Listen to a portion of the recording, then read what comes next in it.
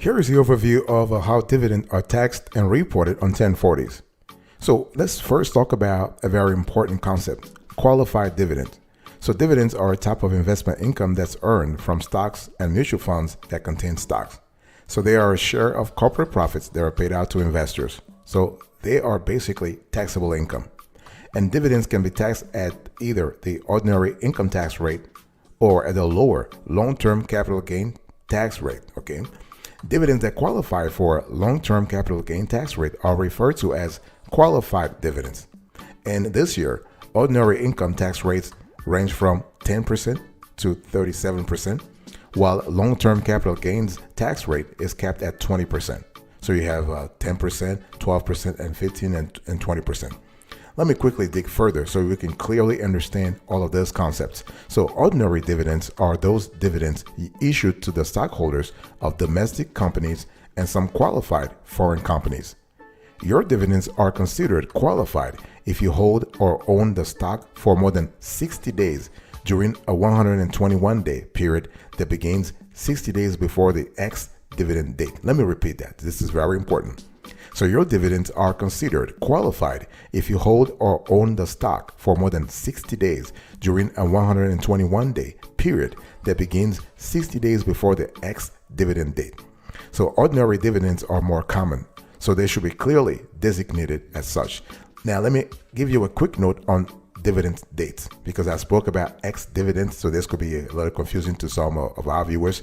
So there are 4 vital dates to know with regards to dividends and investing in stocks and mutual funds. So you have the declaration date. This is the date that the firm's board of directors reports that a dividend payment will be made. And the board will also report the record date and the date of the payment. And then you have the ex-dividend date. So this date is the first day on which new buyers of a stock will now receive the dividend. So this day is often 2 trading days before the record because stocks settle 3 days after the trade.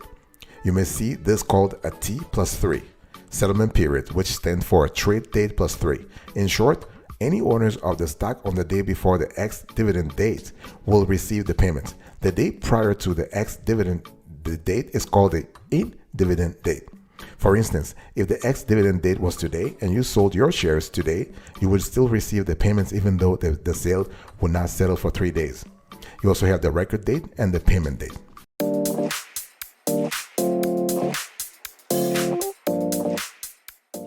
Now, there are a few considerations you need to really pay attention to. By the way, welcome back to the channel. Really appreciate having you here. We're having a conversation about how dividends are taxed and reported on 1040s. So what does all of these things really mean for investors? For most everyday investors, whether a dividend will be qualified or not, it's usually a non-issue when you really think about it. This is because most regular dividends from U.S. corporations are considered qualified by default.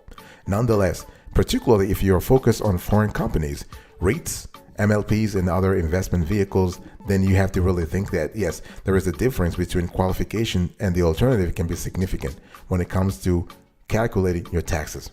On the other hand, there's not much you can do to do in terms of knowing whether or not your dividends will be considered qualified or not. The most important action you can take is to hold stocks for the minimum holding period as stipulated by the type of stock that I just spoke about earlier. Okay. Now, why are qualified dividends taxed more favorably than ordinary dividends? Now, qualified dividends are taxed at the same rate as long-term capital gains, lower than ordinary dividends, which are taxed as a regular income. This was done to incentivize companies to reward their long-term shareholders with higher dividends. It also incentivizes investors to hold their stocks for longer to collect dividend payments. Okay. And so in terms of the requirements for a dividend to be considered qualified, it's just think about the 61-day and the 121-day that I just spoke to you earlier.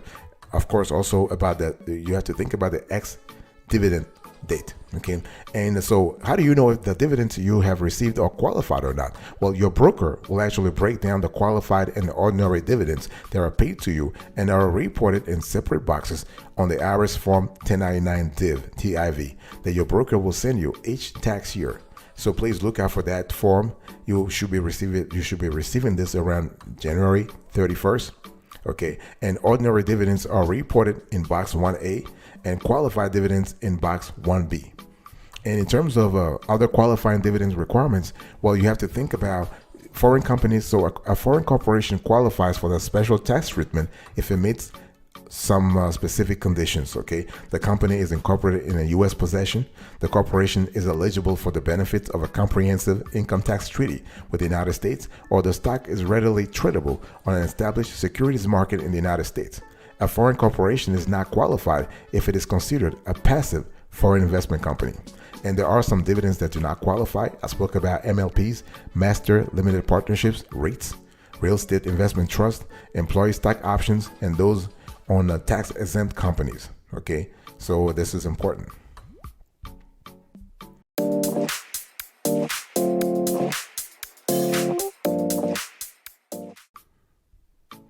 Let's talk about dividend taxation. This is really important. I want to quickly remind everybody of today's topic. We're having a conversation around how dividends are taxed and reported on 1040s.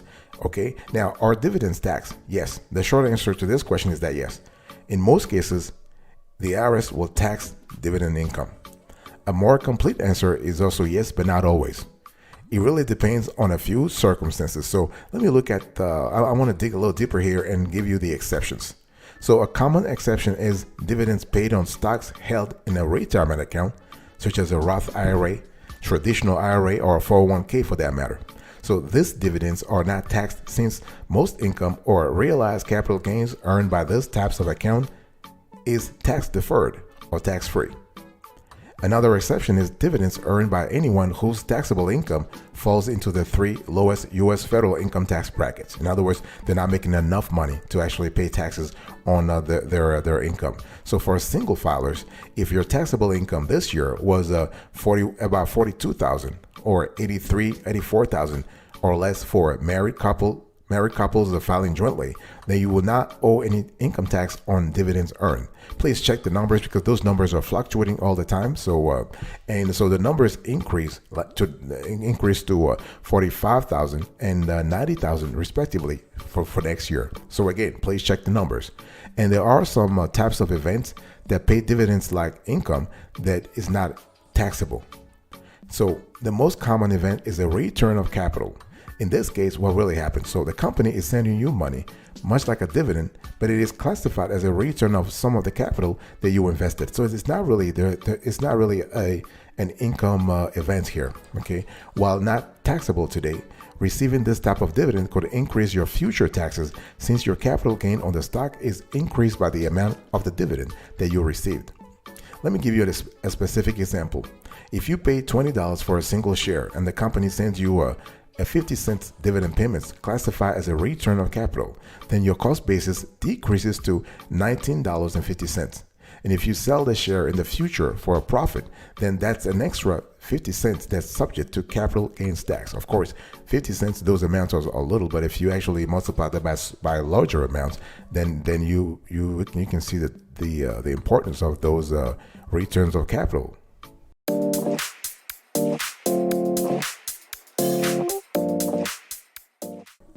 Now, how do you actually determine if you owe tax on stock dividends? So in other words, taxes or not, the question is really important now. There are three important criteria you need to pay attention to. And this trifecta is something that the IRS pays attention to a lot. So whether you owe taxes on a dividend depends on three factors. The type of investment account, so you may owe tax on dividends earned by stock held in a taxable brokerage account. So the thing is, you will not owe tax on dividends from stocks held in a retirement account, such as a Roth IRA or 401k, as I just said before, or a college savings plan, such as a 529 plan or Coverdell ESA. There are exceptions to this tax immunity, though. Certain pass-through entities, such as master limited partnerships, as I just said, can create tax obligations even for retirement accounts. So that's the first factor, the type of investment accounts. Second factor, you have the type of dividends. So the tax rate, if any, depends in part on the type of dividends. So a qualified dividend is eligible for a lower tax rate. An ordinary or non-qualified dividend gets taxed as the investor's ordinary income tax rate. Finally, a non-taxable distribution, such as a return of capital, is not taxable. The third factor is your taxable income. So your tax bracket partly determines the tax rate applied to any dividends you earn, whether qualified or ordinary. So those are the three factors that you need to pay attention to. So here is a summary of when you will not pay tax on dividends. If your taxable earnings are in one of the three lowest federal income tax brackets and you receive qualified dividends, if the dividends are earned in a tax deferred account such as those described earlier, even if your tax bracket is now one of the three lowest, and if the dividends was a non-taxable dividend such as a return of capital. It's really important to understand that we always want to go back to having an expert look at those numbers for you, because see, when you have if you have a small portfolio, investment portfolio, things can be pretty easy. But when you start digging a little deeper and you have a more substantial portfolio, you might want to enlist the help of an expert to kind of help you navigate the tax laws, which basically are changing all the time, especially when it comes to dividends. So please just have that in mind.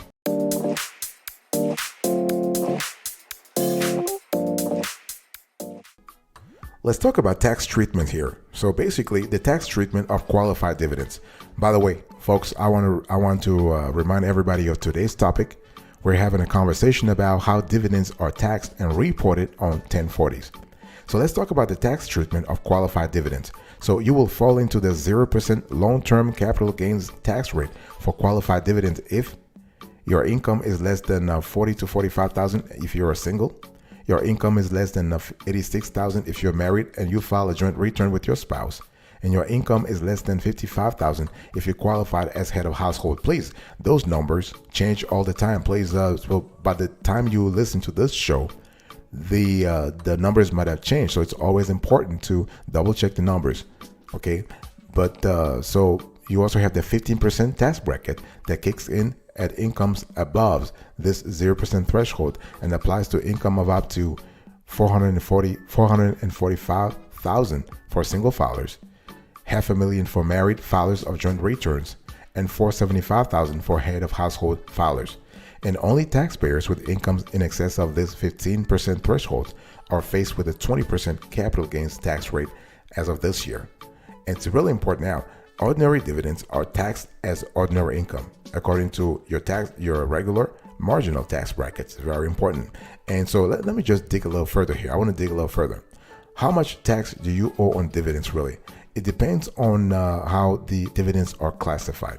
Let's break it down. So dividends are taxed differently based on whether they are considered qualified or ordinary dividends under U.S. tax law, right? That is already established. Qualified dividends get taxed at favorable rates, that's it, while non-qualified are not. Now, the thing is, for a dividend to be considered qualified for tax purposes, it must meet two main criteria. So the dividend is paid by a U.S. corporation domiciled in a U.S. state or territory, or a foreign corporation listed on a major U.S. stock exchange. That's number one. And you own the stock paying the dividends for more than 60 days within a specific 121-day holding period. So those are the only two. Okay. Now, it's important to remember that high earners may owe the net investment income tax. So in addition to the dividend tax that I described earlier, dividend investors with modified adjusted gross income of more than $200,000 for single taxpayers or $250,000 for married couples filing jointly are also subject to the net investment income tax. So this tax is assessed regardless of whether the dividends received are classified as qualified or ordinary. Very important.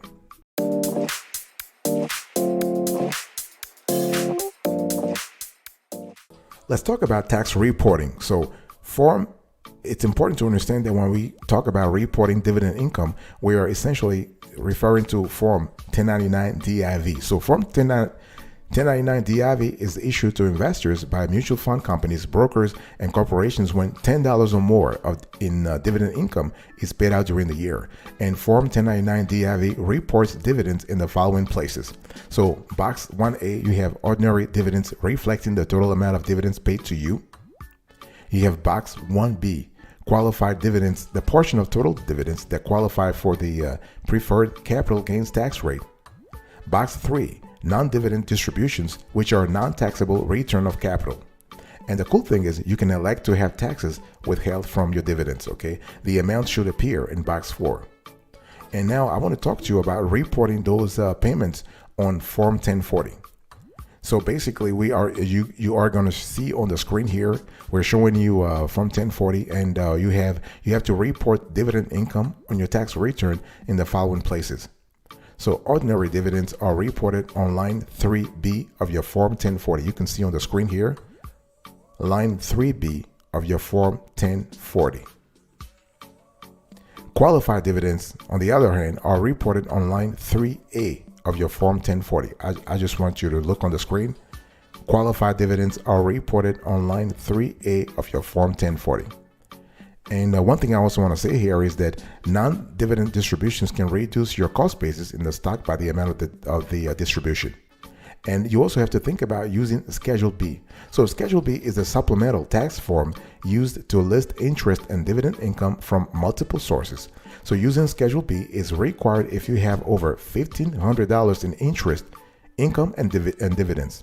Okay, and you also have to think about the additional Medicare surcharge. So dividend income can also prompt the additional Medicare tax. So this tax has been in place since the 2013 tax year.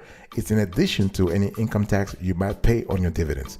You must pay 0.9% of your net investment income towards this Medicare tax if you are married, filing jointly, and your modified adjusted gross income, your MEGI, is $250,000 or more.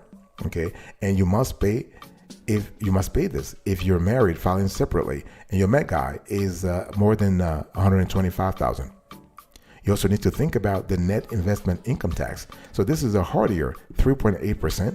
It kicks in at the income thresholds of your net investment income, or at the same $250,000, $125,000, and $200,000 limits of the additional Medicare tax, whichever is less.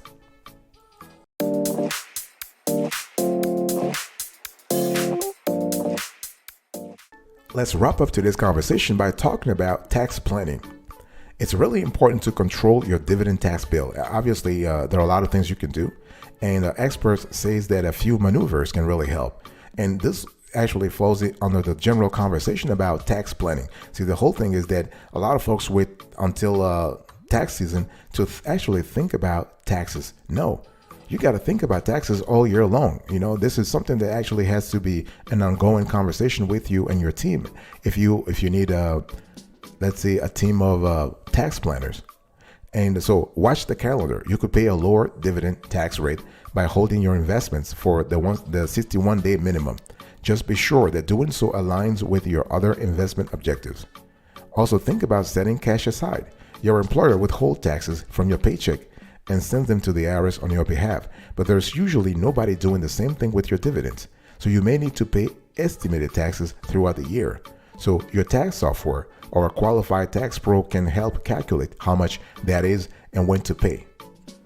And you also want to think about, you can consider using a retirement account. So owning dividend paying investments inside one could shelter dividends from taxes or defer taxes on them.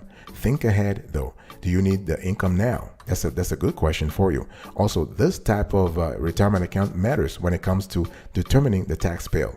So when you eventually withdraw money from a traditional IRA, for example, it may be taxed at your ordinary income tax rate instead of at those lower qualified dividend tax rates. If you qualified for a Roth IRA, you will now receive a tax break on the contribution, but your eventual withdrawals after age 59 and a half may be tax-free. So those are questions you have to think about, okay? And you also have to think about how dividends are taxed by states. So most states tax dividends as normal income. So you'll pay the same rate on dividends as you do on the rest of your income. New Hampshire taxes all dividends at 5%, regardless of income level, but this tax is being phased out. It should be entirely repealed starting January 1st, 2027.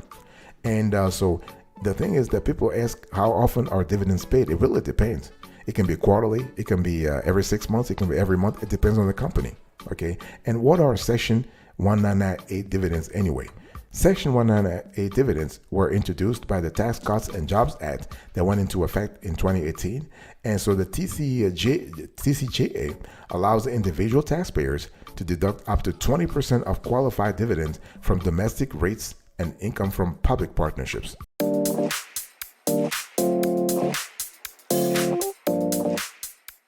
Thank you so much for your attention. I really appreciate it. In today's conversation, I was just answering the question how dividends are taxed and reported on 1040s. So I gave you an overview about the whole thing. We spoke about considerations, dividend taxation, taxes or not, tax treatment, tax reporting, and tax planning.